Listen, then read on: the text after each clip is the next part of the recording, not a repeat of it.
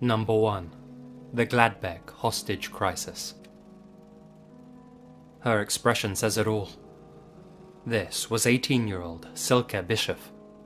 She'd been taken hostage by two bank robbers, Dieter Degowski and Hans-Jürgen Rosner. The pair of gangsters were on the run from the cops and took a bus full of civilians hostage in Hackelriede, Germany. At the time this photo was taken, the duo had already executed a 15-year-old Italian hostage, and a police officer had died in a crash while pursuing them. Over time, most of the hostages on the bus were released. Only Silke and one other female hostage were left behind as bargaining chips. They were forced into a getaway car, and the robbers took them on a long journey into the Netherlands. The situation was handled extremely poorly by the police, and media outlets were even able to hold interviews with the two armed convicts, giving them not only exposure, but leverage as well. Authorities watched on as journalists brought the criminals cups of tea and coffee. Some reporters even helped to prolong the incident, guiding the abductors on their way and handing them pictures of the police officers involved in the case so that they wouldn't be tricked during a hostage exchange.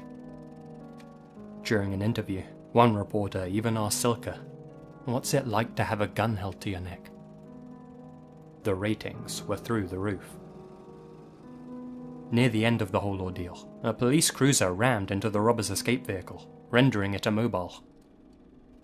Rather than come out with their hands up, the gangsters decided to make their last stand, all guns blazing, with Silke still in the car. Silke was killed in the ensuing gunfight. The same can't be said of both the hostage takers. They survived. With no more hostages left, they were forced to surrender. Rosner received a life sentence. Degowski got off light with 24 years. Since this all took place in 1988, he's a free man. Number 2. The Collapse. In 1976, photographer Stanley Foreman took this Pulitzer Prize-winning photograph. Entitled Fire on Marlborough Street, it captures the chilling moment that a fire escape collapsed in Boston, sending 19-year-old Diana Bryant and her 2-year-old goddaughter plummeting down 50 feet. Bryant didn't survive the fall. Her goddaughter, however, did, but only because she landed on top of Bryant's body. This remarkable image went on to be awarded the title of World Press Image of the Year. As a result of the collapse, fire escape regulations were strengthened throughout the entirety of the United States.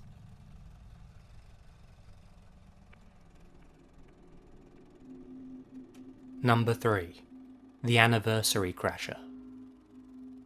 Joe Martinez was at his in-laws' 50th wedding anniversary, enjoying a night of festivities along with his wife, Patty. Unbeknownst to most of the other guests, Joe was battling a severe drug problem, one that he says was killing his soul. Still, Patty stood by her husband in spite of his addiction, hoping that one day Joe would see the light and finally get clean. Little did they both realize that Joe would indeed see the light that evening, and it would come in the form of a camera flash. The couple posed together for this photo.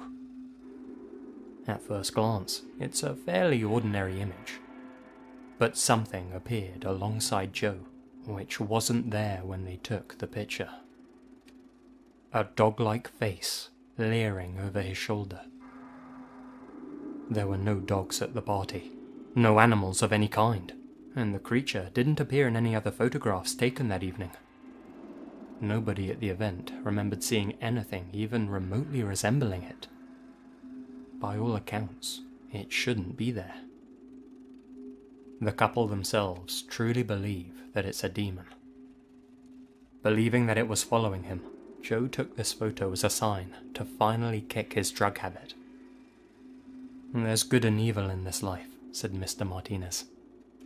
"There's the good on the right side of me, and there's the evil on the left." Joe now carries the photo with him wherever he goes as a reminder to keep himself clean.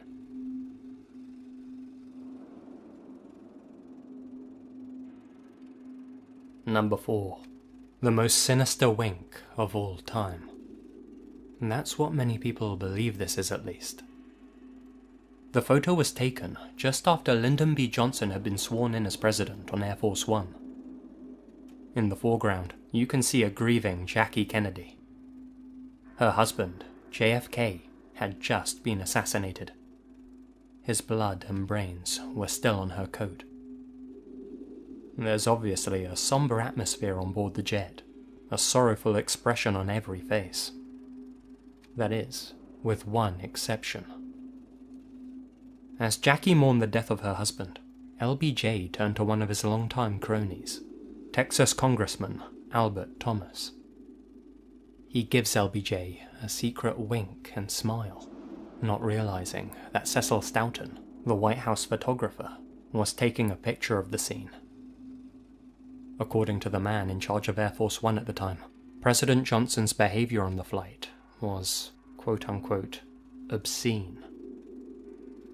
This image is certainly something for conspiracy theorists to chew on. Then again, there could be a much more innocent explanation for the wink. That doesn't explain LBJ's so-called obscene behavior during the flight, though. Even if things aren't as menacing as they appear, it's still disturbing to see such high-profile figures so pleased with themselves in the presence of a grieving widow, and in the wake of their president's murder. The photographer himself said, "The wink could have been innocent or sinister, and I would lean towards the latter."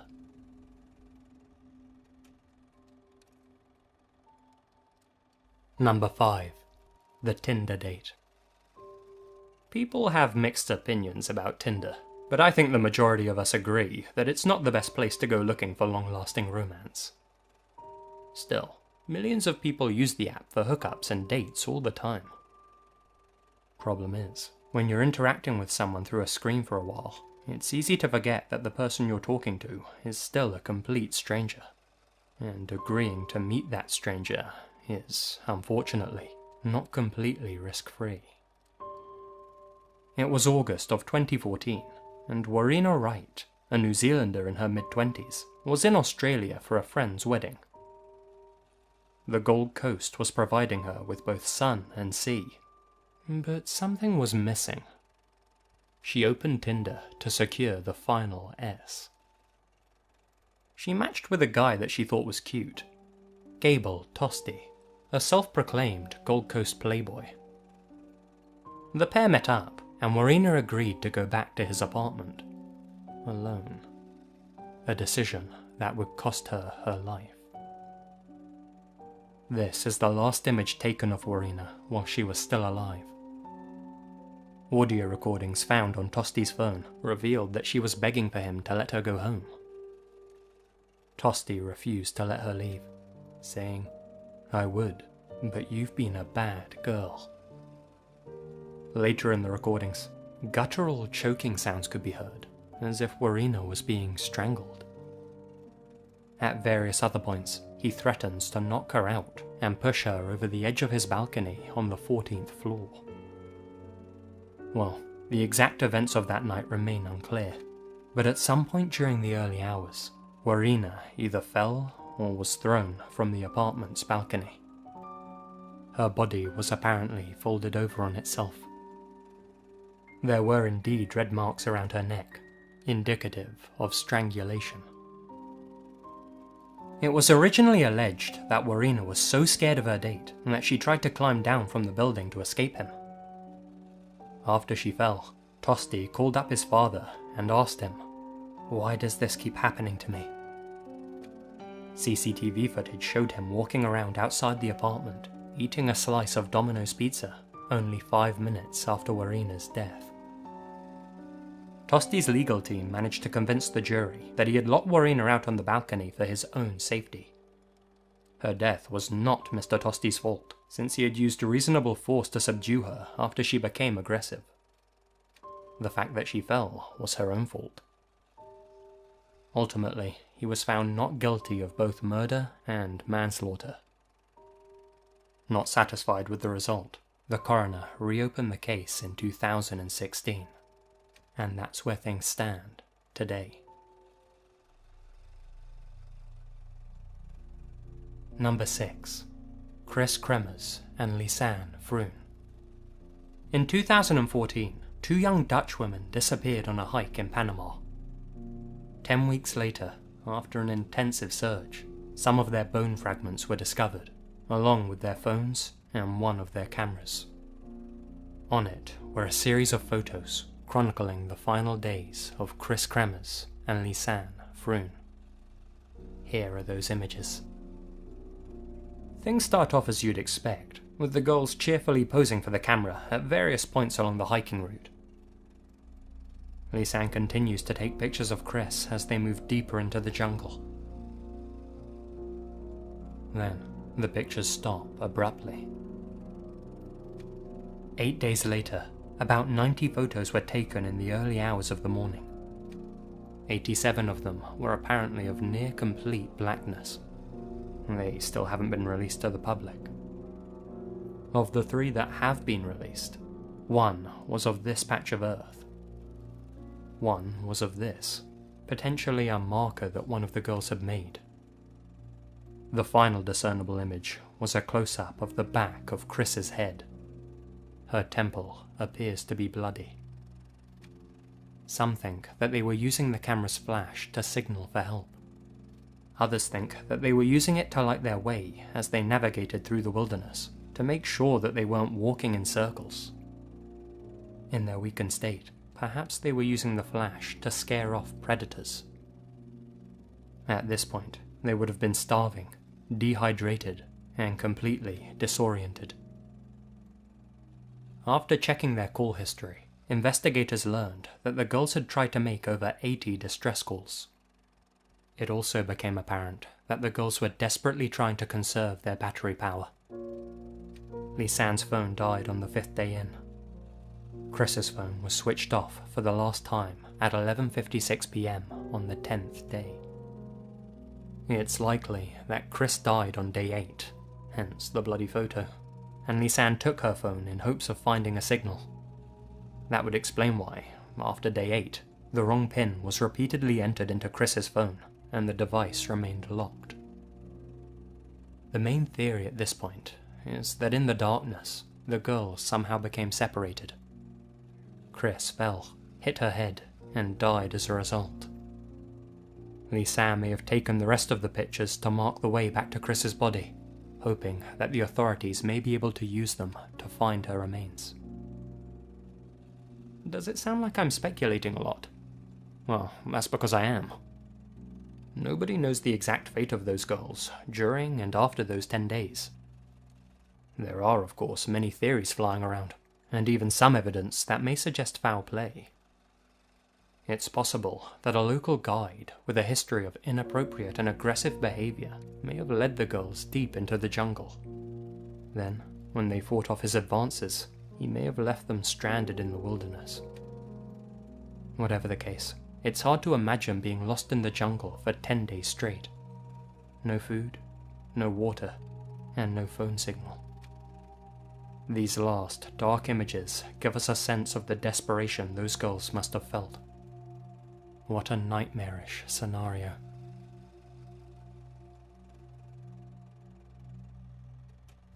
Number 7. Ruth Snyder. This almost looks like a charcoal drawing. In actuality, it's a photo taken way back in 1928, capturing the execution of Ruth Snyder. Thousands of volts of electricity were being pumped through her at the moment this picture was taken, making it the first photo to capture an American execution in progress. If you're wondering why her face looks so distorted, it's because there's a sack over her head.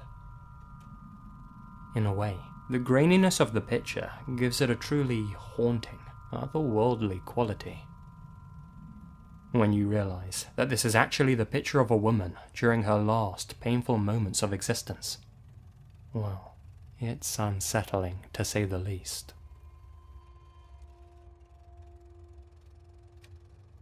Number 8. The My Lai Family Portrait. Another trip back to the past now, this time to the hamlet of My Lai, Vietnam. I'm sure most of you are familiar with the massacre that took place there in 1968. For those of you that skipped that history lesson, here are the cliff notes. During the Vietnam War, a company of US soldiers entered Song Mai village, rounded up as many as 504 unarmed civilians, men, women, children and infants, and gunned them all down. As you can imagine, the incident prompted global outrage. One person present that day was Army photographer Ronald Haberly. In the midst of all the carnage that surrounded him, he snapped this picture. It shows a small group of terrified villagers, most probably a family, mere seconds before they were all killed. You'll notice that the teenager on the right is preoccupied with buttoning up her blouse while the rest of the victims huddle in fear.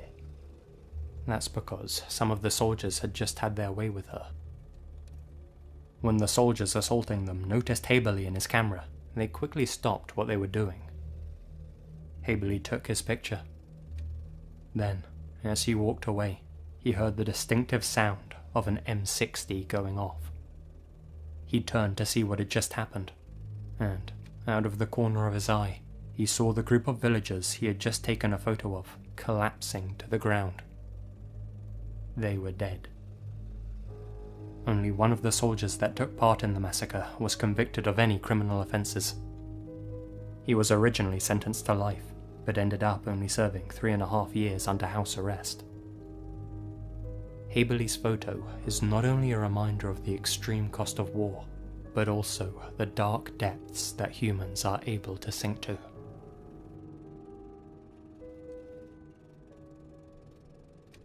Number 9. Down the Hill. This is the last picture taken of Abby Williams, captured by her friend Libby German in February of 2017. The pair of young teenagers were out on a hiking trail in Delphi, Indiana. Sadly, they were never to return home. They were brutally murdered shortly after this picture of Abby was captured, and, despite over 26,000 tips, the police have yet to identify their killer. Which brings me to the next entry in this list. Libby also took these 2 photos of an eerie figure following behind them on the trail. The police believe that this is the man who killed the girls. Question is, who is he? Libby not only managed to capture these images of her soon-to-be killer, but also took a short audio recording of his voice using her cell phone. In the audio, you can hear the man saying, "Down the hill." All of the evidence that Libby was able to secretly capture was quickly released to the public, sadly to no avail. Not only does the killer's name remain unknown, so does his motivation. One man was identified by the police as a person of interest, but it was later determined that he wasn't involved. If anyone can identify the man in the images, there's a $200,000 reward up for grabs. Number 10. A lovely day off. There's nothing better than a well-deserved day off work. That was as true back in the day as it is now, as can be seen in this set of black and white photos. These people are obviously enjoying their break, laughing and joking in their casual clothes. Things get a little darker when you see them in their uniforms. This photo album is entitled "Laughing at Auschwitz." These smiling, happy people were SS officers, Nazi guards, and female staff members stationed at the death camp. While off duty, they bask in the glory of the surrounding countryside, eating blueberries, singing songs, and sunbathing together. Less than a mile away, people were suffering and dying at the world's most famous concentration camp. Browsing through these photos, it becomes clear just how normal and everyday the people carrying out these atrocities were. There are no pictures of monstrous acts being committed, no soulless eyes or hateful faces to be observed. These people, who killed others in their thousands, were just like us. And that's perhaps the scariest thing of all.